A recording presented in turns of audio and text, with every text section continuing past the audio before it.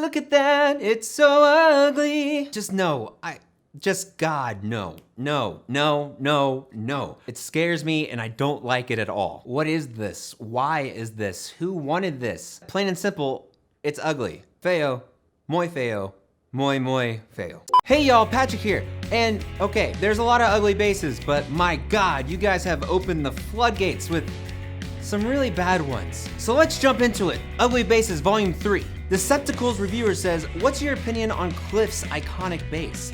I'm assuming you mean Cliff Burton's Zarya Pro 2. I think that's what it's called. I like it. The body style is super cool. I love the simplicity of it. That it's just single pickup, and the body itself looks awesome.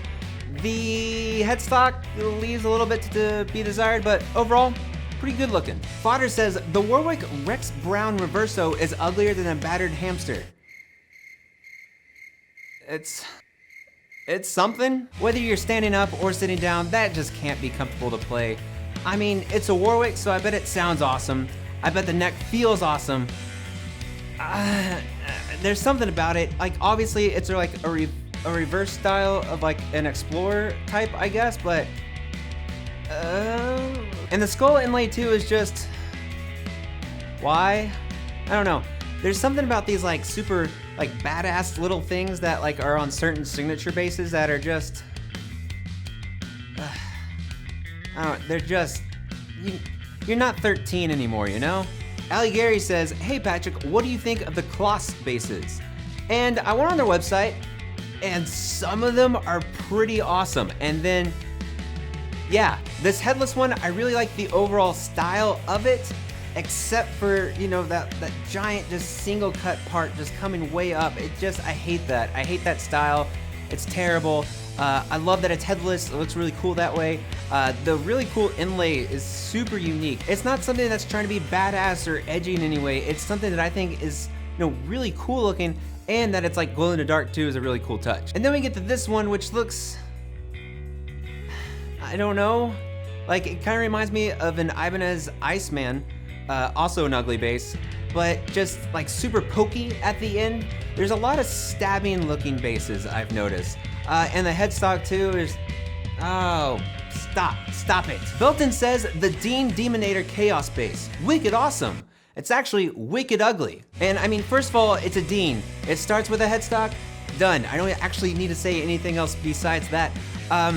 The inlays are weird looking, kind of unnecessary. I don't know, they're weird. And then the body, I'm pretty sure I drew something similar to this when I was in like 4th grade maybe, but oh, yikes. No. Cameron asked, what's your opinion on ESP LTD bases? So I looked at ESP's website, and it seems like there's like 9 categories of different bases it looks like, so let's do a quick run through all of them. 1, the Stream. This is different, and I really like it. There's something about it that's just super awesome. Yes, the AP4. It looks like a P base with a little bit of a different headstock. I kind of like the headstock, but the body is nothing special. That finish though, mwah. The B1004.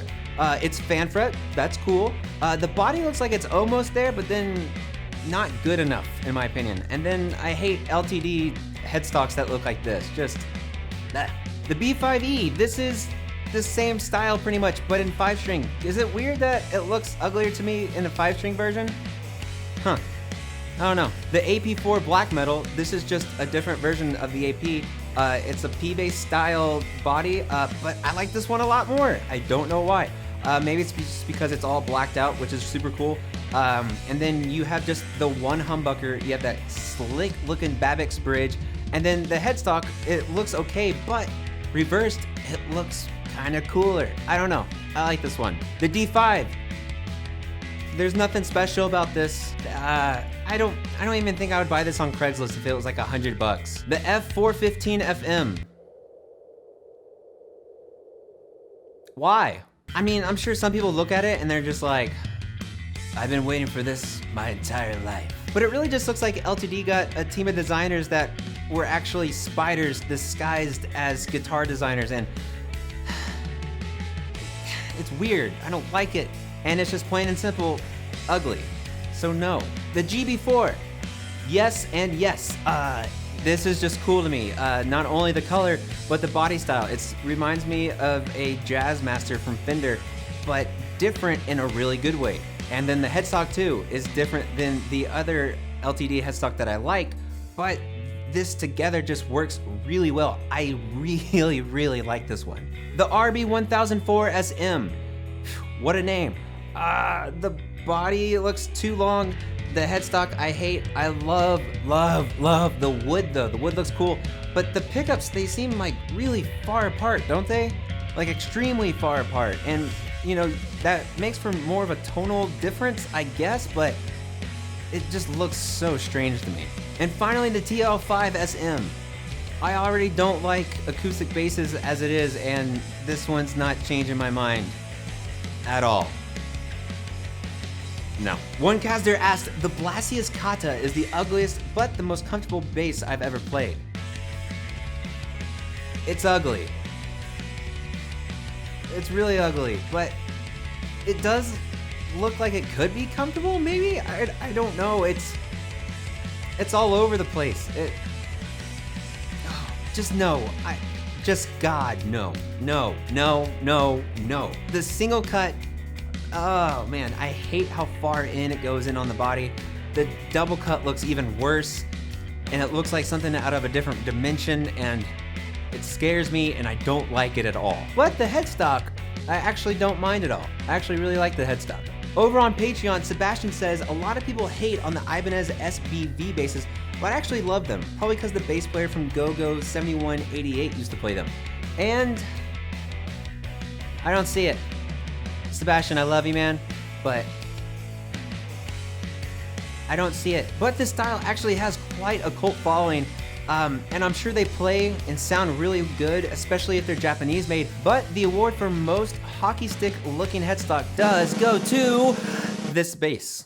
Yeah, plain and simple, it's ugly. Feo, muy feo, muy feo. Bubika says Tokai Tablo bass is a really ugly one, but also interesting one, being fully made of aluminum alloy. This one's weird. This bass 100% instantly reminds me of a shark. Both the body and the headstock. Maybe that's what they were going for. I don't know. I don't like it, but I don't hate it for some reason. Is that weird? The pickup looks really cool. Like really cool. I think just because I don't think I've seen anything like that before. But I wouldn't buy it. I would play it though. I don't know. This one's weird. Martino says the EVC Wedge. This bass is so infamous, it looks like a broom and it's pretty hard to look at. I love it. I don't love it at all. It's really ugly, and it's by EGC. They make really high quality instruments. I can't stop looking at it though, but it's bad. This is like the simple looking instruments like this, but it does look like a broom. You got that 100% right, but this is bad. And also on Patreon, Mark West says the Sire Marcus Miller basses. Lovely bits of kit, play well, decent specs, keenly priced, but that headstock that they insist on using looks bloody awful. Like they gave a blank to someone who never seen a bass before, armed them with a blunt knife and said, off you go. I'll agree with that 100%. So Sire basses are really cool because they're extremely budget friendly, but they don't skip on sound, feel, or anything like that. It truly feels and plays magnificently, at least each one I've ever played. But you're 100% correct about the headstock. Maybe it's just because the J style that I'm used to is associated with Fender, so that's the headstock I'm used to. And so when directly compared, it's bad. It looks terrible, and I'm not a fan. And then their original styles, the M series, I don't like the bodies or the headstocks on these, but the bodies on the regular ones are fine just because, you know, obviously they're based off of P basses and jazz basses. But the headstock, yeah, it's bad. The Harmony H906. I really want to like this one. But it's like it's almost there, but it's just not quite. It needed a little more time in the oven. There's just a couple weird things like how it goes off a little more on the side, but it's weird. I don't know what you guys think about this one, but and the thing with harmony basses too is I find that no matter what, Harmony and a lot of the older Japanese like 60s, 70s guitars that were more Sears brand, they play terribly. At least all the ones that I've played have, but this one, I want to really, really like this one, but I can't. And finally today we have the Diamond Ashberry. Now, albeit this is definitely meant to be more of a travel practice guitar, it has silicone strings and it's an 18-inch scale, which is so cool.